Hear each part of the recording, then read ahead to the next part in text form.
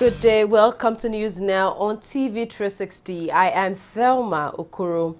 Nigeria's Minister of Finance, Kemi Adeosun, has confirmed that the government is in talks with the African Development Bank for a $1 billion loan to help cover its 2016 budget deficit.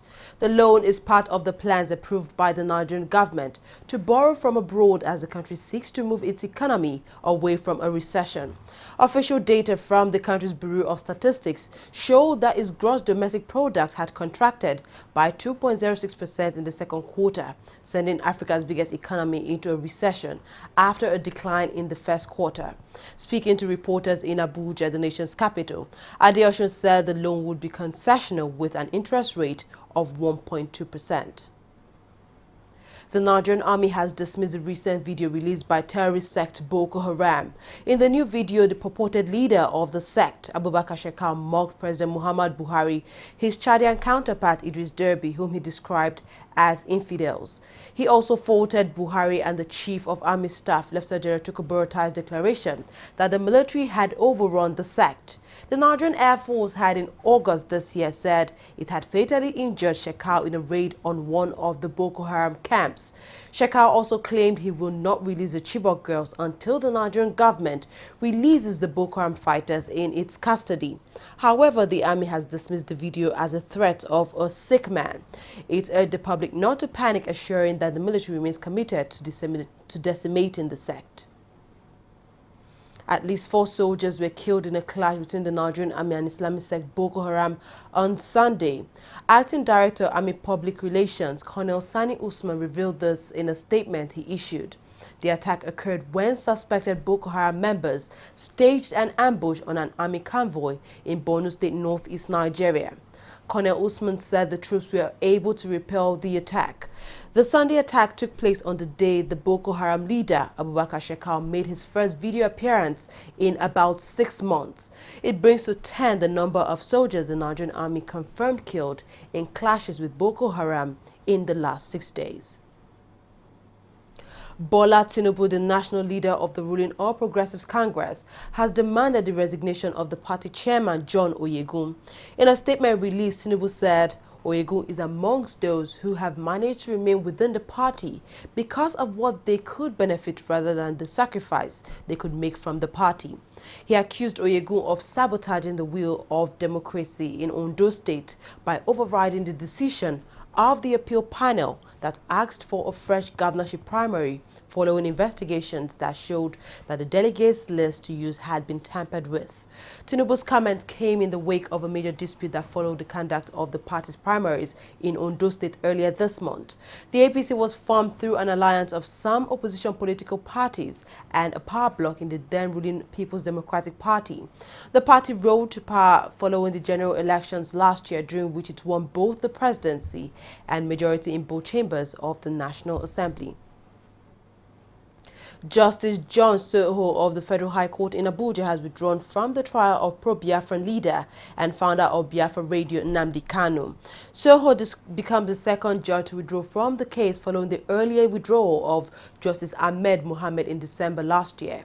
His withdrawal followed an application by the Defense Counsel led by Chukwu Muoma asking for his removal from the case. The Defense Counsel had claimed that Soho was biased in his handling of the case. The judge, while withdrawing from the case, said making a ruling on the said application was an attempt to preempt the outcome of the petition sent by Kanu's lawyers to the Chief Justice of Nigeria. He then transferred the case to the Chief Justice. Kanu was charged before the Federal High Court in Abuja along 2 others, Benjamin Madubugu and David Nwanwusi, in a fresh 6-count charge of treason and managing the affairs of an unlawful society. Former Chairman House Committee on Appropriation Abdulmumun Jibrin on Monday failed to appear before the House Committee on Ethics. Speaking in Abuja, the lawmaker said that the House has lost the moral grounds to discharge its legislative function as it has failed to address the allegations decisively. Jibrin is being accused of bringing the House into disrepute following his budget padding allegations against some senior officials of the House. In July this year, Jibrin began slamming accusations of budget padding against the Speaker of the House, Yakubu Dogara, and some principal officers. He also insists that Dogara should resign to allow investigations to be conducted into the matter. Oil workers under the aegis of the Petroleum and Natural Gas Senior Staff Association of Nigeria, PENGASSN, have threatened to shut down the country should the federal government carry out its plans to sell national assets. PENGASSN, in a statement on Sunday by its National Publicity Relations Officer, Emmanuel Ojugbana, said the government should look into other ways to increase its revenue base while plunging loopholes and leakages in government finances. The Trade Union Congress of Nigeria has also said it would join PENGASSN in its actions if the government remained adamant on its plan to sell some national assets. The National Economic Council, which comprises of Vice President Yemi Osinbajo and 36 state governors, had last week endorsed plans by the federal government to sell some national assets as part of efforts to address the current economic recession in the country. Meanwhile, David Kuranga, the managing director of a New York-based investment and economic risk consultancy, Kuranga and Associates Limited, has slammed the calls for the sale of some government assets. Speaking on our flagship program, TV360, Kuranga said the idea to sell the assets was coming at a wrong time. He said the federal government would not make any profit from the sales owing to the drop in the value of oil assets across the world and the government's poor relationship with most multinational companies operating in the country. According to Kuranga, current market conditions suggest that it is more advisable for the government to hold on to its assets rather than attempt to sell them off. The market conditions to sell assets or privatize assets is very poor. The economy is in a recession, and oil prices are very low. So when we're talking about oil assets or any assets in general, the market conditions are not optimal. With the currency crisis, with the current recession, this is not the time to sell and get the best price. So no, it would be malpractice for me to advise any government in recession to try to liquidate its assets, that was the best time to liquidate its assets. There are some exceptions to that where there are certain assets that the government may hold that are not functioning properly, that a private-public partnership would be very beneficial. But for the most part, when you're in recession, and particularly in a sector like the oil industry that is in a downturn, this is not the time. You sell on the uptick, not on the downtick, and that's common sense. And so someone suggesting that the government should be selling oil assets in particular at this time, that's just treacherous. That's a non-starter. It's not even to discuss that. It's unbelievable that that's even being suggested. It is not in public interest to liquidate oil assets at this time. The market is not optimal for that. The second thing is, the relationship of the government with oil companies right now is poor. Almost every single oil company that Nigeria does business with has defrauded the country in some way or another. They've either not paid taxes, they've lied about the amount of oil that they have taken, and or the times in which they lifted the oil has been adjusted and manipulated to take advantage of lower prices as opposed to the higher prices that they actually took it that they shouldn't have been paying. So through the audits and through the various checks, we've seen there are ongoing disputes, litigation right now with almost every single oil operator. All of them have been chased after for tax fraud and other types of improprieties on their part. So who exactly are these assets supposed to be sold off to? These people who have been defrauding the country? I mean, are you kidding me right now? The government doesn't even have a good relationship with any of them. Minister of Information and Culture Lai Mohammed has threatened to sue a Nigerian newspaper over a news report that the change begins with me concept was stolen by the minister and that the launch of the campaign gulped 3.4 billion naira. Mohammed also threatened to sue Akin Fadeyi, a creative artist, and Omo Bazwaye for allegedly claiming he stole the campaign concept from them.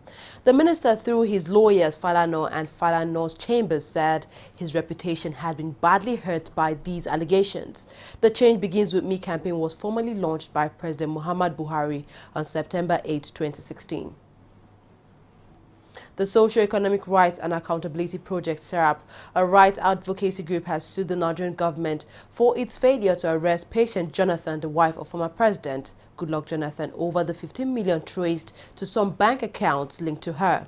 SERAP, in a statement issued by its executive director, Adetokunbo Mumuni, said its decision to sue the federal government became imperative after its request for patient's prosecution was ignored by the Attorney General of the Federation and Minister of Justice, Abubakar Malami. In the suit, SERAP is seeking an order of mandamus compelling the AGF to immediately file a criminal charge against patient Jonathan for what the group termed as illicit enrichment. The movement for the emancipation of the Niger Delta men has criticized the Niger Delta Avengers for resuming hostilities with the government with Saturday's bombing of the Bonny export line. The Avengers blew up the Bonny 48 inches crude oil export line in Port Harcourt on Friday night, consequently ending the ceasefire it declared in August, with spokesman Mudok Agbinigbo saying that it was just a wake-up call. But Men has described the attack as immature and has distanced itself from the arrogant attitude of the Avengers. Recurring attacks on oil and gas facilities by militants in the Niger Delta region has cut the country's crude oil production, which stood at 2.2 million barrels per day at the start of the year, to around 700,000 barrels per day. A senior lawyer, Femi Falana, has said he would not apologize to former central bank governor Chukwuma Soludo over his allegation that the ex-bank chief doled out $7 billion government funds to bankers while he was in office. Soludo has denied the allegation, saying he acted right in his dealings as central bank chief. Falana, however, said he based his statement on facts made available by the Central Bank of Nigeria during Soludo's time in office. Nigeria's Vice President Yemi Osinbajo has assured Nigerians that the good times will soon return to the country. He says Nigerians must be strong and of good courage because the nation will prosper despite the prevailing economic crisis. The Vice President was speaking at the 56th Independence Anniversary Church service at the National Christian Center in Abuja on Sunday. We'll take a quick break. When we'll come back, we'll look at business and sports stories. Don't go away.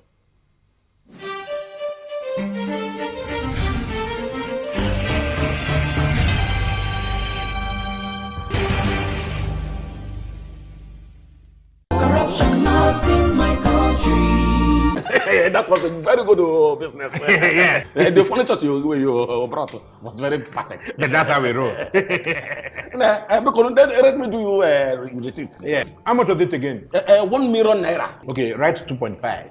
Mbano. The deal was for 1 million naira now. Okay, write 3 million. I'll give you 500. Oh no, I doesn't do business like that now. Yeah. In that case, give me back my check. Let me go and look for someone that understand business. Take. Your loss. Rubbish. But it is only for incorruptible customers. What are you talking? Now get out. What kind of this? You will just die in No, Lagos. You will die. That is the door. Now get out from here. Rubbish. Look, my people, make una only add money for original invoice price. That's not corruption. Say no, not in my country. Corruption not in my country.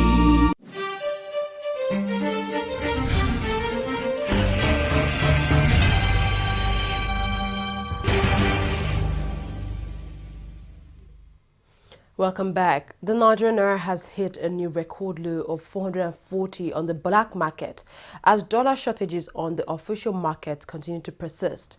This is its lowest level in more than 11 years as CBN sold dollars on the interbank market to support the Nigerian currency. Currency traders, however, say that liquidity challenges at the forex market were far from being resolved. The Central Bank of Nigeria's Monetary Policy Committee had last week decided to retain the country's benchmark interest rate at 14%. The CBN also decided to leave the existing cash reserve ratios for commercial banks at 22.5%. Crude prices rebounded on Monday after Algeria's energy minister said all options were possible for an oil output cut or freeze at this week's informal meeting of OPEC producers. Brent crude futures climbed 37 cents to $46.26 per barrel, while U.S. crude futures rose 32 cents to $44.80 per barrel. Members of the Organization of the Petroleum Exporting Countries will meet on the sidelines of the International Energy Forum in Algeria from September 26 to 28, where they will discuss a possible output limiting deal.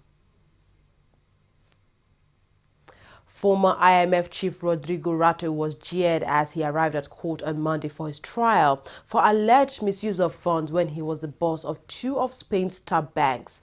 Rato is standing trial with 64 other former executives and board members at Caja Madrid and Bankia, whose near collapse sparked an EU bailout of Spain's financial sector. A total of 66 people were originally charged, but one person has died since the incident commenced. A powerful South African mining union on Monday backed Deputy President Cyril Ramaphosa to succeed President Jacob Zuma as the next leader of the ruling African National Congress, ANC. Zuma is expected to stand down as ANC president at a party conference late next year, ahead of national elections in 2019, when his tenure as the country's leader will come to an end. Ramaphosa, who is a wealthy businessman and founding member of NAM, is likely to face strong competition if he does compete for the ANC leadership, including from Zuma's ex-wife, Nkosazana Dlamini Zuma, who is currently head of the African Union. Libya's prime minister called for a national reconciliation initiative to repair the divisions in a fragmented country, reeling from the turbulence that has followed the fall of dictator Muammar Gaddafi. Fayez Sarraj also told Reuters in an interview that the battle against Islamic State militants in their former stronghold of Sirte were in its last stages, although bombings and booby traps still pose a challenge. Gaddafi's fall in 2011 brought chaos that splintered the North African country into rival armed fiefdoms. The UN-backed government of National Accord has been seeking endorsement for months as it tries to extend its authority beyond its base in Tripoli in western Libya. Enugu Rangers are now 1 point from lifting the Nigerian Professional Football League title for the first time in over 30 years. The league leaders on Sunday evening beat already relegated Ikorodu United by 2-1, while their closest rival Rivers United were held to a goalless draw by Abia Warriors. This means Rangers are on 60 points from 35 games, while Rivers are on 57 points with just a game left. A draw for Rangers in their last home game against El Kanemi Warriors will see them crowned as champions.